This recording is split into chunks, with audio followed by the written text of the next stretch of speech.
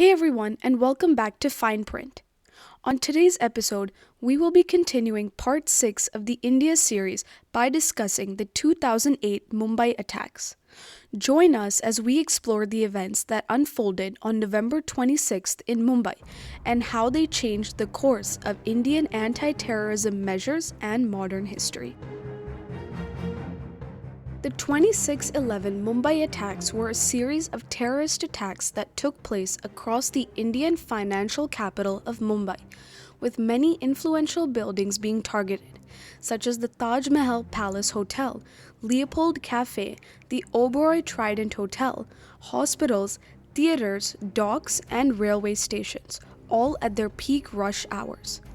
The attacks began on November 26, 2008 and lasted 4 days, bringing all of India to a standstill. To give some context regarding the attacks on 26/11, it is important to understand India's foreign relations in relation to neighboring countries and ideologies. In 2008, India-Pakistan relations weren't looking much better than how they looked in the late 1900s. In Pakistan, an extremist right-winged ideology was brewing, with terrorist groups emerging day by day. One prominent group was called the Lashkar-e-Taiba, which was a Pakistani militant organization that hoped to gain international recognition and weaken India's economy through the attacks on Mumbai. For months, the group carefully planned out their course of action for arriving in Mumbai. Since Mumbai was a coastal city, it was probable that the group would arrive by water via the Arabian Sea. Since the Indian coast wasn't heavily guarded besides a few Navy ships, it was easy for the LET members to pass through. November 23, 2008, T-3 days until the attack. The attackers had boarded ship Al Husseini from Karachi on the evening of November 23rd. They carried with them weapons, explosives, satellite phones, and other useful combat and communication materials. On their way to the coast of Mumbai, they encountered Indian fishing trawler MV Kuber and hijacked it, killing 4 members on board and forcing the surviving captain to guide them to Mumbai. November 26, 2008, 8:10 p.m., T-1 hour until the attack. The 10 attackers arrived on the coast of Mumbai via inflatables, maneuvering themselves towards shore. As they arrived on land in Mumbai, the group dispersed throughout Mumbai in groups of 2. 9:20 p.m., T-0 hours until the attack. The first shots were fired at around 9:20 p.m. at the Chhatrapati Shivaji Maharaj terminus, a renowned railway station, by 2 members of the LET. Ajmal Kasab and Ismail Khan, killing dozens and injuring many more. The first shots of the attack were only the predecessors to the horrid aftermath of the 4 days of trauma. At 9:40 p.m., just 20 minutes after the first shots were fired, explosions were reported from parked cars in Vile Parle, and nearby dockyards were located in western Mumbai. The explosions were caused by bombs that had been planted in the taxis and cars parked on the sides of the street by the terrorists. At 9:50 p.m., another 10 minutes later, 2 more terrorists violently entered Mumbai's Leopold Cafe and shot and killed 10 people, and injuring many more. At 10 p.m., 4 terrorists entered the Taj Palace Hotel across the Gateway of India, opening fire on the unarmed civilian crowd and taking many as hostages.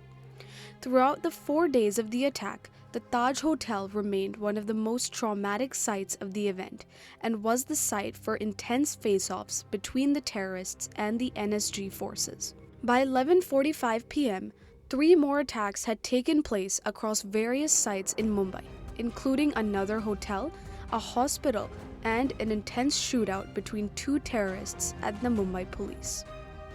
Ajmal Kasab and Ismail Khan, the 2 attackers responsible for the first shots of the attack, were finally caught by Mumbai police. Ismail Khan was killed and Ajmal Kasab was taken alive. Just on the first day of the attack, the attackers of the LET had killed and injured over 100 people, both civilians and police forces, and had officially commenced the 26/11 attacks.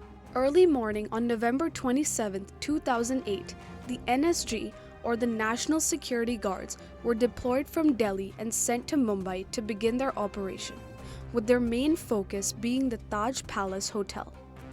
At 6:30 a.m., the first attack of November 27th was underway. A fire broke out at the Taj Palace Hotel, caused by grenades that had been detonated by the terrorists. The fire caused immediate chaos inside the hotel, leaving police forces and civilians outside unsure of what was going on inside. By 9 a.m., the NSG had reached Mumbai and begun their operation in the Oberoi Trident Hotel. 3 hours later, the NSG had freed many hostages. Throughout the afternoon of November 27th, Marcos, or the Indian Marine Corps, came to assist the NSG to help them neutralize the terrorists spread across Mumbai. By the second day, the casualty count had risen dramatically, 130 deaths and hundreds more injured. Although the history books only remember the death counts, the terror that had spread throughout the city led to many individuals suffering from mental health conditions caused by the trauma of the event. On November 28th, the third day of the attack, NSG commandos stormed into Nariman House as they tried to rescue the hostages through intense gunfire and explosions. By 1 p.m., the NSG commandos in the Oberoi Trident Hotel had killed the two terrorists, officially declaring the hotel neutralized. At 9:30 p.m., the NSG commandos were able to break through Nariman House, but were unfortunately met with all the hostages dead, including an influential Jewish religious leader. By November 23rd, the death count had reached over 150, with many more injured. November 29th, the fourth day of the attack. The final phase of the NSG's operations took place early morning at 6:30 a.m. in the Taj Palace Hotel. The NSG commandos relentlessly began their efforts to save the hostages still in the hotel. At 8 a.m., a massive fire broke out in the hotel, supposedly an effort by the terrorists to resist the NSG commandos. Just half an hour later, at 8:30 a.m., the remaining 3 terrorists in the Taj Hotel were neutralized after an intense and valiant attempt by the NSG forces, officially ending the 26/11 attacks.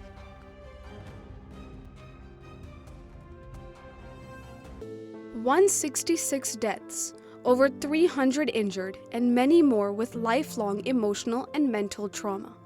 In the 4 days of the terror attacks across Mumbai, the city had come to a standstill, with civilian life at a complete halt.